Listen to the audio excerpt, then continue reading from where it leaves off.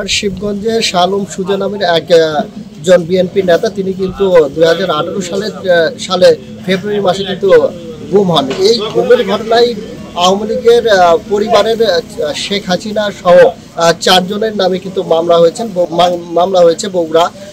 আপনাকে জানিয়ে রাখি যে এই মামলায় কিন্তু শেখ হাসিনা, সজীব ওয়াজেদ জয় এবং সাইমা ওয়াজেদ সহ বেশ কয়েকজন আসামি রয়েছে। তবে এই মামলার যিনি বাদী তিনি রয়েছেন আমার পাশেই।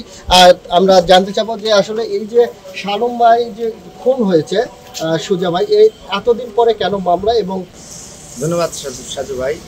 আসলে আপনি দীর্ঘদিনের কথা বলেন যে এতদিন পর মামলা কেন। আপনারা জানেন যে এই সরকার ক্ষমতা আসার পর থেকে বিএনপি সহ বিরোধী দলের কোনো নেতাকর্মী গুম কিংবা খুনের কোনো মামলা কোনো থানায় গ্রহণ করে।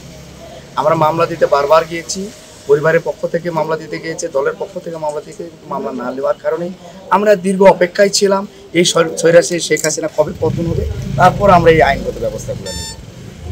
এই জন্য আজকে আমরা মাননীয় আদালতে মামলা দাখিল করেছি এবং মামলাটি মাননীয় আদালত গ্রহণ করে শিবগঞ্জ থানার ওসি শিবগঞ্জ থানাকে ইজার হিসেবে গণ্য করার জন্য নির্দেশ দিয়েছে।